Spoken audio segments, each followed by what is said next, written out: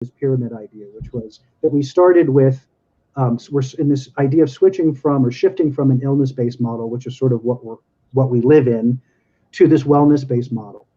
And we're going to get into this in a little more depth. But we created this pyramid to talk about looking at it from the perspective of how we spend our time, and that in the amount of time that we spend in various activities, how those activities, when transformed, can transform the next level and the next level and the next level to create a really powerful change and shift in a person's experience in a way that's organic and natural, as opposed to the willpower way, as opposed to the fight and make it happen way.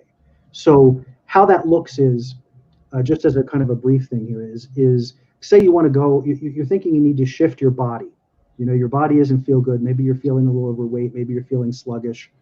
So the way we're trained is to fight through it, to put yourself on a diet and make it happen and lose the weight and work out it, do all those things.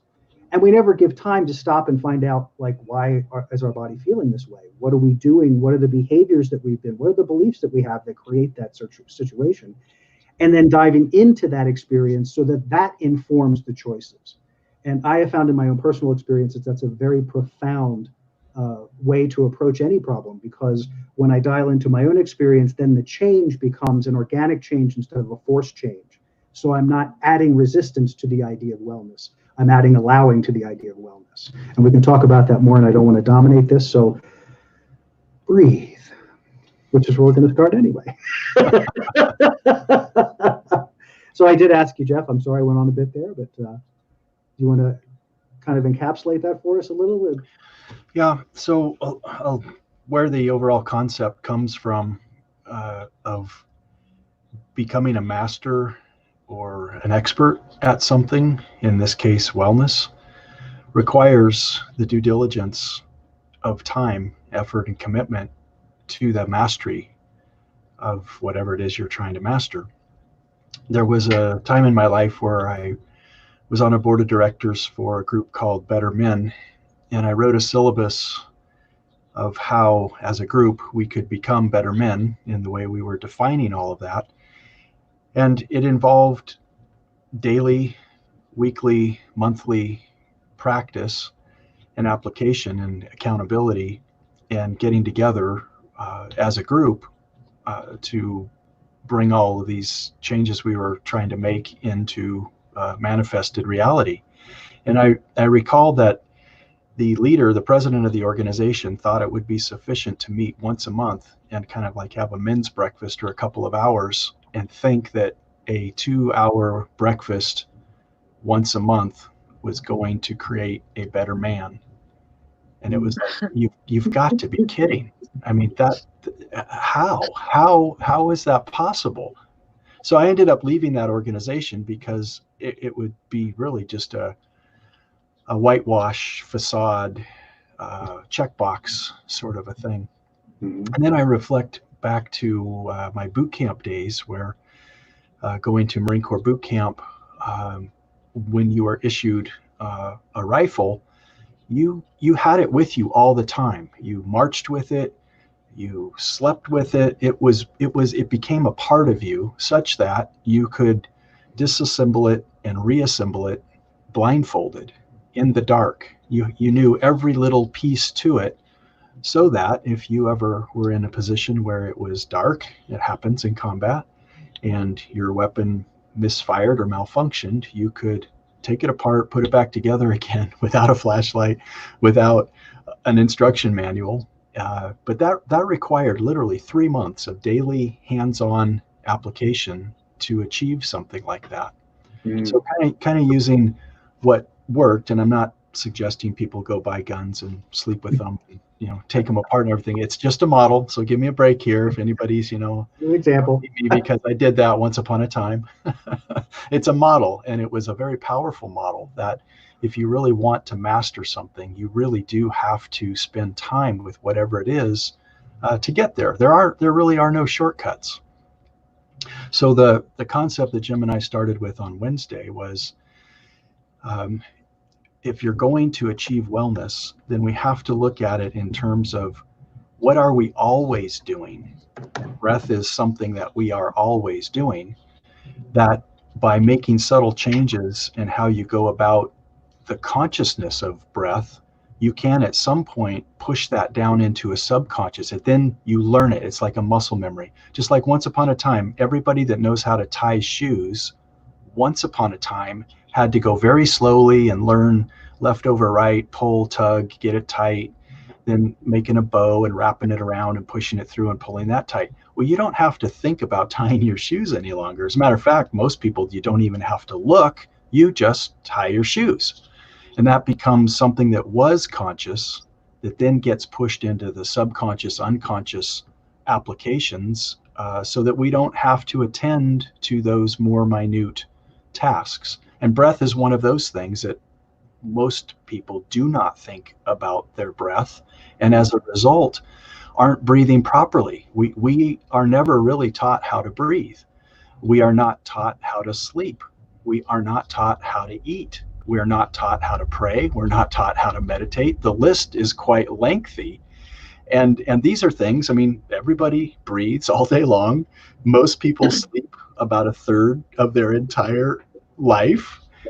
But hardly anybody prepares themselves for sleep. Hardly anybody actually makes a sleep chamber and looks at it as a sacred process that's happening every night. We're thinking all of the time. That's another thing that we got to put into that pyramid, Jim, is that whether people are aware of their thought process or not, it's something that we are always doing.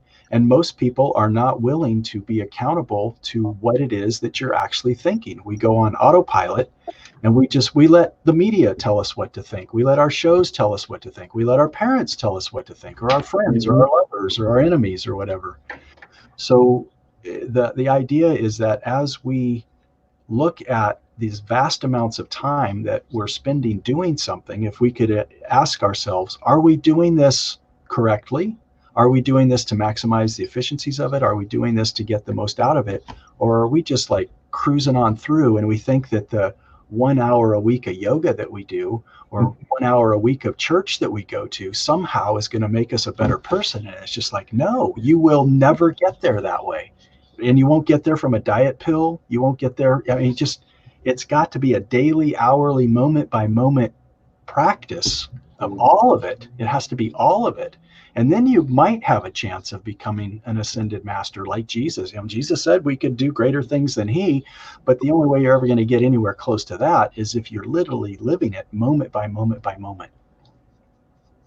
Awesome. You know, when I was listening to your last podcast, when you introduced the pyramid, thinking, that came up for me immediately. When you said breathing, I was like, oh, of course, breathing.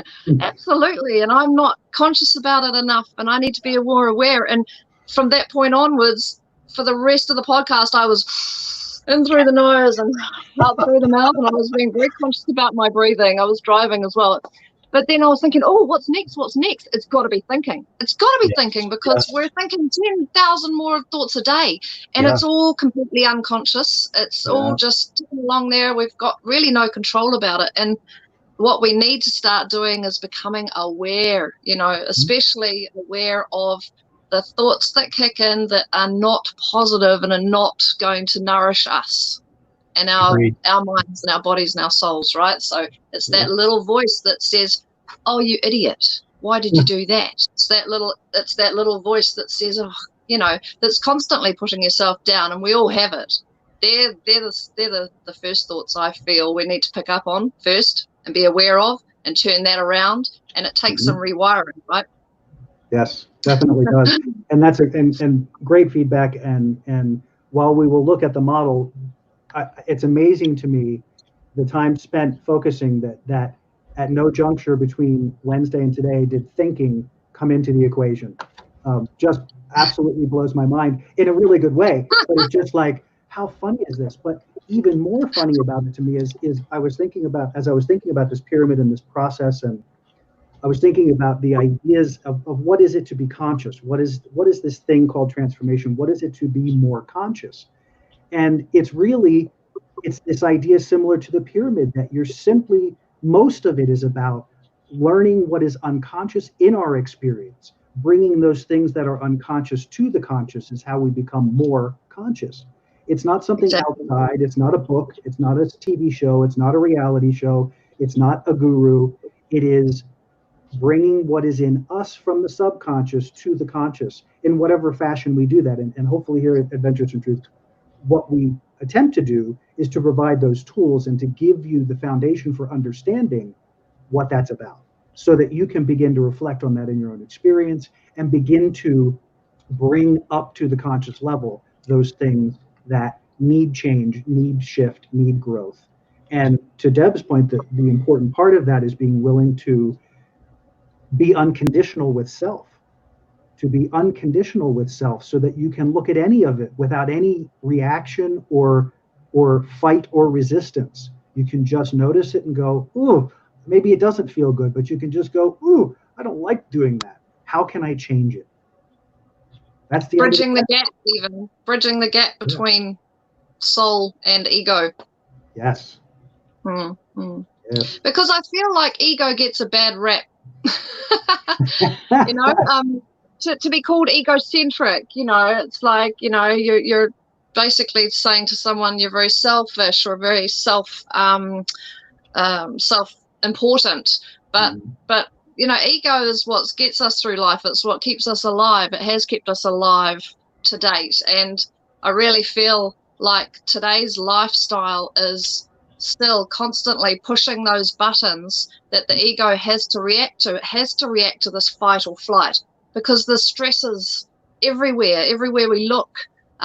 There's still dangers, and just the amount of the population of the planet that are under stress all the time is quite horrific to me. And yeah, that's keeping that ego at play all the time, right? But if we can bridge that gap between soul and ego, it's our innate self that gives us those very quiet messages, those instinctual messages that are a very silent, very quiet voice, but they are bang on every time. You know, how many times do you experience that, you know, like you're thinking about someone and then 1 minute later they call you and you think, wow, what a coincidence. I was just thinking about you. But no, that was absolutely your soul doing what it does so amazingly. And if we could bridge that gap between, you know, this very human part of ourselves and this very non-human part of ourselves, think about how much more powerful we can be. Into that. So cultivating this idea of wellness, this new paradigm that we're positing here. Again, this is a work in progress, but I wanted to share it because it's fun and it's a cool thing. And obviously, what we know is that we have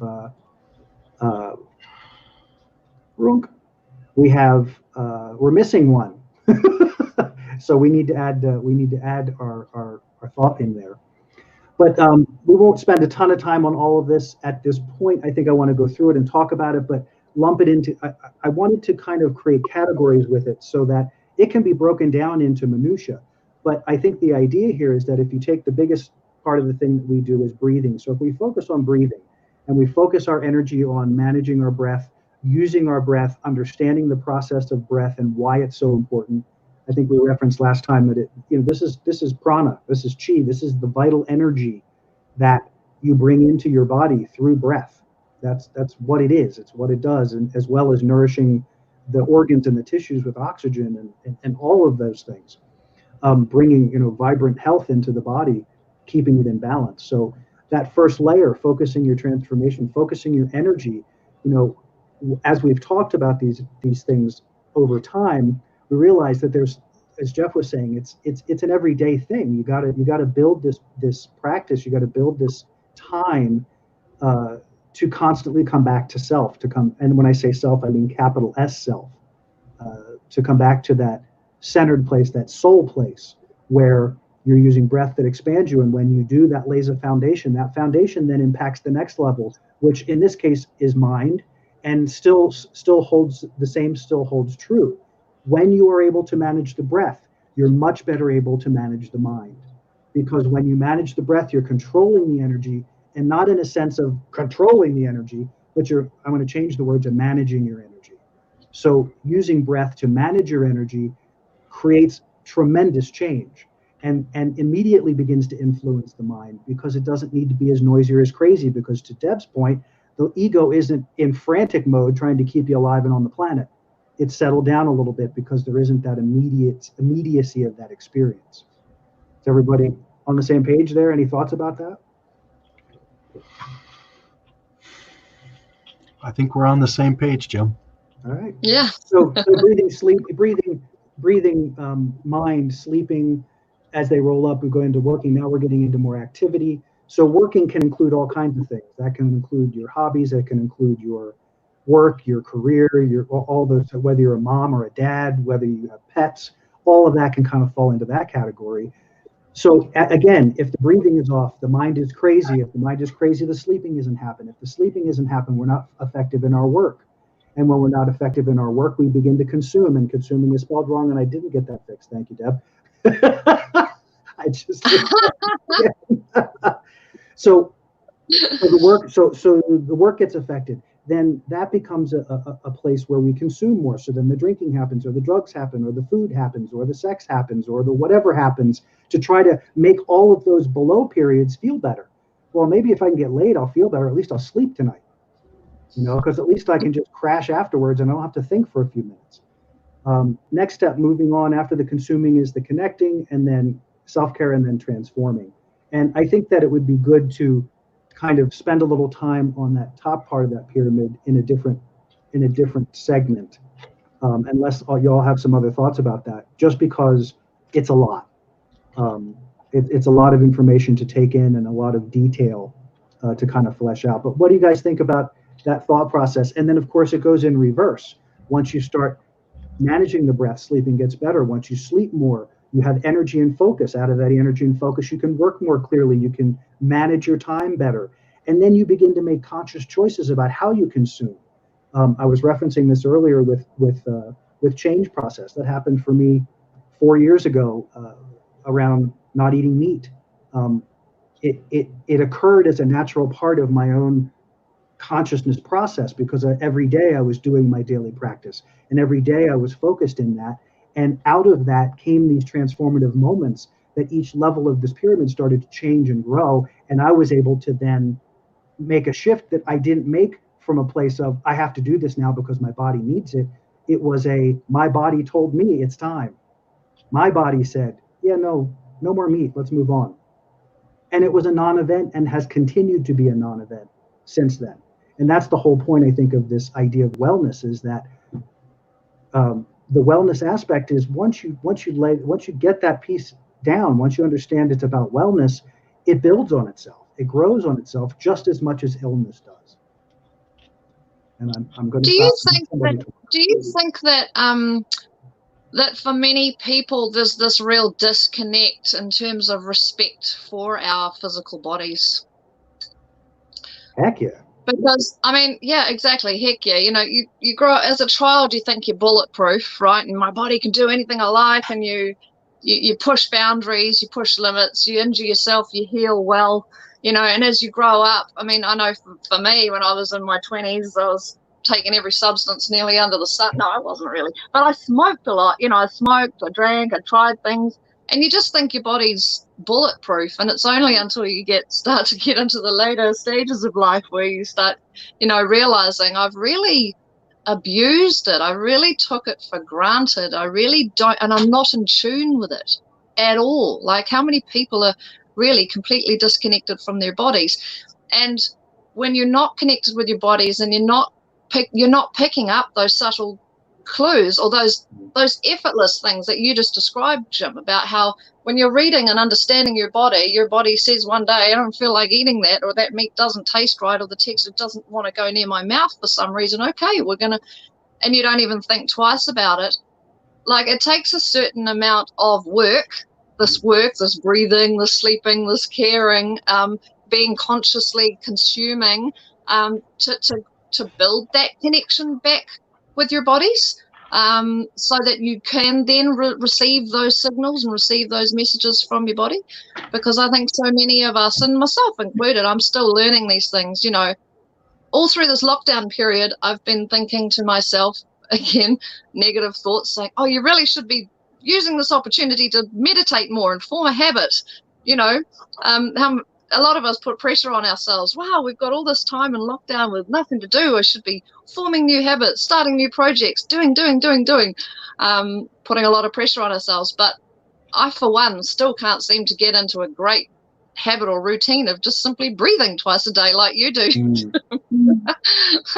So yeah, it does one thing at a time. I think we need to be really easier on ourselves and more respectful to ourselves in the process, that it's one thing at a time. And to master one, like, I don't know, drinking water every day is a great thing. Celebrate that.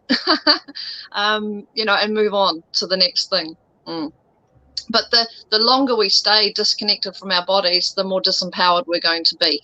And the more we're going to look at handing over that power, or looking to experts, looking to things external to us to help us with any illnesses or dis-ease that our bodies do experience. And that, to me, it feels like a dangerous thing, especially now, right? We have an entire world in a state of fear because they're so disconnected from their bodies and what their bodies and their immune systems are able to actually support them in. Yeah, that's what I'm going to say about that. Yeah. Over time, the automobile industry has worked very hard to create a product that we can open the door, get in, put a seatbelt on, turn the ignition, drive to where we want to go, and not have to pay attention to really much about the vehicle at all. If you went back only 20 to 30 years ago, you'd periodically have to check the oil and be aware of the tire pressure and what the brake status is. And you really had to be a lot more involved with driving years ago. And it's like little by little by little, with the advent of artificial intelligence, it's like the humans are being given the liberty of being wherever they want to be in their mind without really having to pay attention to the physical things around them. And I'm using that as a metaphor because our bodies are really the same way. We don't pay attention to our bodies any longer. If we went back to the bottom of the pyramid, an example of how we really don't pay attention to something that's actually very, very important, which is that sleep column, which is, you know, all the way down near the bottom of the pyramid.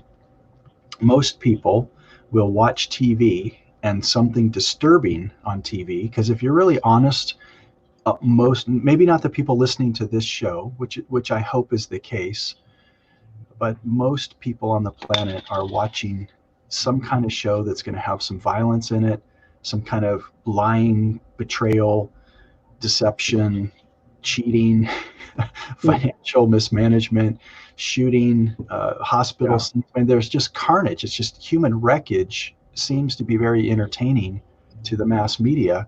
And people watch this all the way up to the time where they're nodding off, 11 o'clock, 12 o'clock at night. They turn the television off, and then they crawl into bed. And their subconscious, unconscious mind is literally have just been traumatized. I mean that word literally, traumatized. Like, oh my gosh, that's the world I live in? Because it's the subconscious, unconscious mind. It doesn't know the difference between what's real and what's not real. It's only the conscious mind, the very small 2 to 5%, that says, I was watching a TV show. Those are actors. They're not really real. So the other part of our mind, by the way, which is the only part of the mind that's on when you're sleeping, because conscious mind goes offline.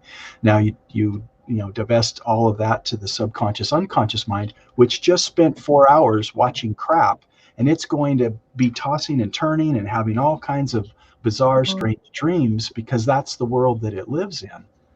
And that's one area that if people were really, really willing to watch the Gaia channel instead of Netflix, okay, if you still want to be entertained, just switch what you're watching.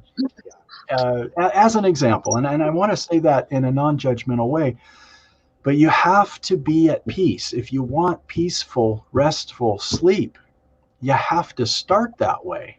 Yes. You have to. And people don't. And so what I'm talking about is taking 20 to 30 minutes. That may sound like an astronomical lot of time to prepare yourself for what you're going to be doing for the next 8 hours.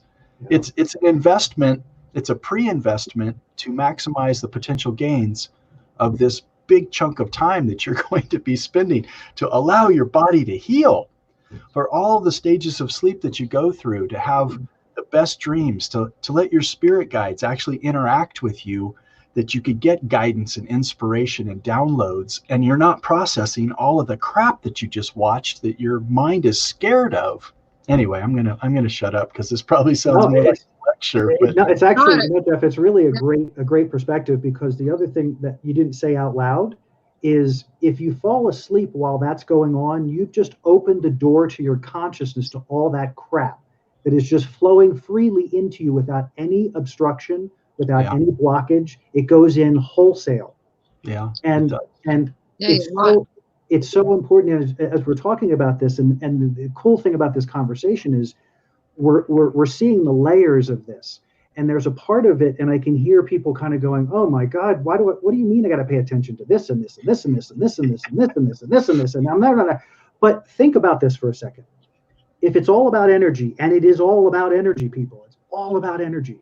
So if we are energetic beings, and this is about energy, and you're laying in bed allowing whatever crap to flood your consciousness while you go unconscious, and wonder no why you filter. feel like crap when you wake up the next day, there's your answer. But I don't want to, like to Jeff's point, I don't want to berate about it, but what I want to say about it is every little step is important. When this process happened, I'm one of the weirdos that said, this is an incredible opportunity. I'm going to use every second I can. And I'm being exaggerating. I didn't say every second. But what it did allow me to do was to create the space that Jeff's talking about. I do my daily practice every day. Now I do it twice a day. I do one in the morning and I do one in the evening. But I always do the one in the evening, and I don't always do the one in the morning, because the one in the evening, I have not slept a bad night ever in this process. I don't go to sleep worrying about it. I don't go to sleep thinking about it. I don't go to sleep sweating over it. I just go to sleep. Can you share with us your process?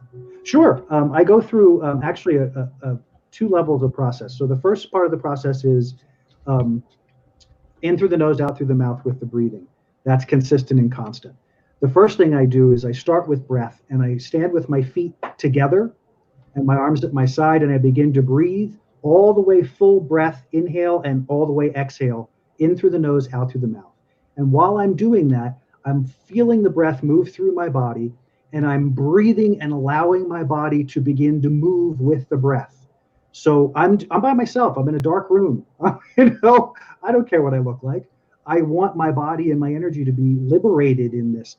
Because the other thing to understand, guys, is that it's all about energy. Because it's all about energy, we spend all day in fields of energy that we have no concept of how it's impacting us.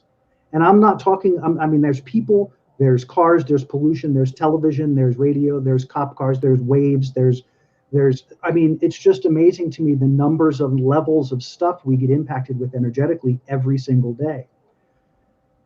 This process is meant to cleanse your field. That's what you taking responsibility for this, for keeping this on the planet in a conscious way. So anyway, so there I am. I'm standing, my hands at my side, my breath, and I'm beginning to undulate. I'm activating my spine. I'm using my body motion to have my spine activate. That's where Kundalini comes from, guys. It's energy traveling up the spine, Ida Pingala, swoop, shoop, shoop. If those muscles are contracted or locked or spasming, whatever, the energy doesn't flow. The energy doesn't flow well. That's what begins the process of disease. So once that process, then as my body begins to loosen up, I focus the breath. Then I go from just breathing and opening up the body to then deliberate stretching. So I begin, as I'm doing the breath, I focus my breath into the back of my back, so that I'm expanding the back of my heart space. So I breathe once or twice, full breaths, opening up the back of my back and stretching those muscles up along there, and then releasing them and letting the chest open up. And then after I do those, I do stretches to open up the sides of my body. So I reach straight up into the air as I'm inhaling, and I let my body lean to the right and stretching out the right side, but not like you're used to where you go, oh, okay, I'm stretched, oh, I'm stretched. This is a deliberate experience of consciously moving the breath through the body, coming to that place of the absolute furthest you can reach up into the sky, and then letting your body go to the right side and feeling that stretch from your pinky all the way down your leg. You'll feel it through the entire body, and just let it go with your exhale. And then do the other side. I do those 2 times per side. After I do that, then I breathe one more time, and I take a full breath, fill my lungs, and I bend over to the floor and let my back open up, let my hips open up, and let that go, and then do the counter of that, which is to inhale from the floor straight up into the air and then bending over backwards so that the spine gets worked from both directions. This takes literally 7 minutes. So sounds beautiful. It's a fabulous process. So once that's completed, then I go into an actual breath exercise. So then I all this entire time, my feet have been together. I have not stepped apart from my feet at all. After I finish the bending over and the stretching, then I separate my feet wider than shoulder length apart. So a nice, healthy, grounded stance. And I breathe a few more times in that stance, really opening up the hips. Let the hips roll, let the hips move. And then I begin a focused breath process of stimulating at the base of the spine and at the occipital point in the brain. That stimulates the flow of the Sushumna up and down the spine. So that's the energy that cleans all that energy. So I start with my finger, I touch the base of my tailbone, and I breathe in through my nose and out through my mouth. And then I go up to my head, breathe in through my nose and out through my mouth. And then I go down to the bottom, and I build that rhythm. And I keep going until, like now I've been doing it for so long now, I can do that for 5 minutes without even thinking about it. Like, it doesn't cause hyperventilation. It just causes major, crazy good expansion. So wow. After that, then I breathe 2 breaths between that, and then I go to the heart space. So then the same thing, 2 fingers on the center of the breast. Then you open that breath, inhale and release, and inhale and release, and inhale and release in through the nose, out through the mouth. And again, build the rhythm. The important thing about understanding with breath is that you have to allow the breath through the body to work through the channels. The universe does not work in force and resistance. It does not. You have to allow for the energy as you direct it to move through you. And that's part of the dance. That's why the movement, it gets you out of your head, it gets you out of your stuff. And then, so once this is done, then I'm in my zone. I've altered my state. I'm ready for the next thing. So that sets me into, at nighttime, then I go into the meditation. So I go and I sit in my space and I breathe. I put on nonverbal music, usually like 400, something that's somewhere between, depending on how it feels. Sometimes like a 432 hertz, or sometimes I'll do the higher ones, like a 900 hertz, it depends. But something that just allows me to keep breathing. And I'm using that music while I'm doing the breath. When I sit, I have 3 stages of that. So that part took approximately maybe 10 to 12 minutes. The second phase is when I sit into meditation. It's 3 parts.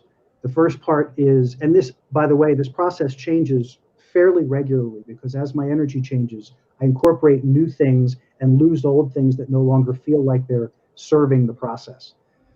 So when I go to sit to do the meditation, I do it in 3 stages. The first stage, I do deep, if you're familiar with pranic breathing, which is that breath where you bring the breath up over your, I don't know how to describe it. I'll have to get a definition for it, but it's where you hear the breath in the back of your head, and you feel it exploding in your body when you do it. And I work on what is called a declaration. This is a statement that I created in a meditation that is just me basically creating new grooves in my brain. I just spend 5 or 10 minutes just repeating this process. I'll tell you what it is. It's pretty straightforward. I am the evolution of God. I inform and guide that expression as the pure expression of God. I show up as God, I connect as God, and I align as God. I am creation realized. And from that, I create, expand, and engage. I am. And I repeat that. And I say it, I feel it, I be with it, and then I do it again. And sometimes I check out in the middle, and I just bring my awareness back and continue on until it feels complete. Second stage is a stage of that lasts for 5 minutes. Then I do appreciation. Full on, I just go into a place of appreciation. I just talk about it out loud. I appreciate that I get the chance to sit here and do this. I appreciate that my day has been fantastic.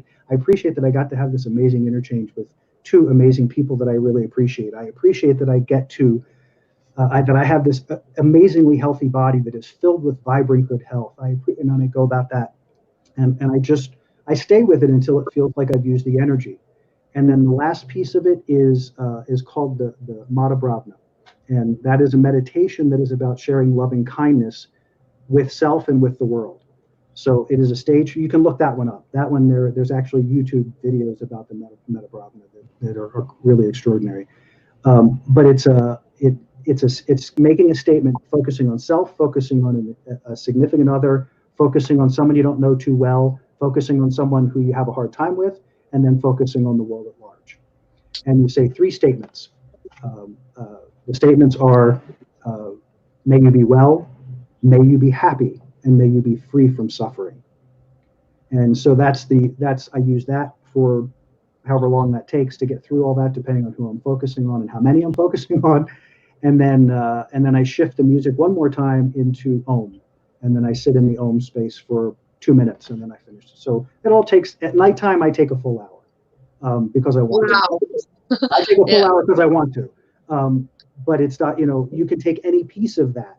But particularly the breath and the stretching, that 7 to 10 minutes will change everything, because that's all I did for years. And then I started to build onto that as more things felt more comfortable, and I wanted to achieve different things as I was understanding my own energy and my own process. So I didn't realize it was fantastic.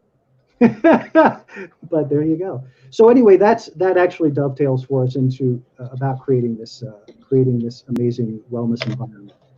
What I described for you, and thank you for asking about that, is the start of creating well, it's more than a start, because I've been working at the wellness thing for a while. So I'm a little more attentive to detail. But again, it's start where you are. Start where you are with what you have. That's where you begin. And I've dominated this a while, so please feel free to jump in. So what do you guys think? How do you begin to create a wellness environment? Any thoughts on that? In your own lives, in your own personal experience? How do you create that for yourselves? Go ahead, Jeff. Yeah. Sometimes I feel really, I'm sitting here listening to you. I ask genuinely because I really want to know, and I like to hear other people's techniques. I still seriously struggle with it. I still feel like I'm trapped in busy bum mode. Busy mum, running a business, got all these other things going on, that I still don't make enough conscious time for myself, for my self-care, that it's become habitual. So certainly one of the things I do try to do every day is get out to walk. I love to be in nature. I love to connect in nature. I love to be by the water. And I like to get out and walk my dog. But again, a big part of that is because, the dog needs a walk. It's not about me. It's like the dog needs it. So, and I don't know, but I've as a woman, a lot of women suffer from this. And I guess that's something that I wanted to share and put out there, is that a lot of women are constantly looking after everybody else and everything else. There's always stuff to be picking up, tidying up. There's always stuff to be organizing. There's always stuff to be collected, picked up. We keep so incredibly busy with life, and we do wear a lot of hats. And I'm not saying that's necessarily any more than men, but it is something that I hear a lot. I do connect with a lot of women, and it's the same old buzzword, that they're just not making that amount of time for themselves. So look, I'm looking for anything that I can squeeze into and it feels like I'm squeezing self-care into my day. And that's very disempowering. It makes you feel kind of helpless or hopeless sometimes. I have discovered in the past things that haven't quite become a habit but have been fantastic have been in the mornings for me. But getting up early in the morning and doing something for me is very much reliant on how late I stayed up the night before. And if I was staying up late the night before finishing something, then I'm going to be already starting on a back foot for the following day. So I do like to I liked hearing about your nighttime routine there, because I think I think that's got a couple of benefits too. It's allowing you to decompress from the day, look at all the, and be appreciative of all those great things that happen for you during the day, plus setting yourself up, building all those new pathways, strengthening those super highways, I suppose, in your brain of the way you want to be thinking and feeling on a more permanent basis and more subconsciously, and also setting yourself up for sleep. So that's pretty powerful. But I can see why you would want to do something in the morning as well to set you up for the day. But yeah, from my perspective, I still really struggle with this. And I think that, go ahead, Jeff. What's that? Were you going to jump in? I'm just listening, enjoying what you guys are suggesting. I this would be a really good place here to chat about that for a minute, as far as how can we encourage people to just make the choice, to make the decision, because really that's what it is. When you boil it down, it's a decision. And somehow we have all been trained into thinking that if we make a decision about ourselves over others, we're not okay. We're bad people. We're not good parents. We're not good people. We're selfish. We're all of these things. And that's such a, pardon me, but that's a tired conversation, because it's not legitimate. It's not real. It's fabrication that we all do. I'm not directing this at anybody. I do it. I was having a conversation with a friend this morning about, I read an email from my editor and made a whole story up that had nothing to do with, had something to do with what she said, but I made it up.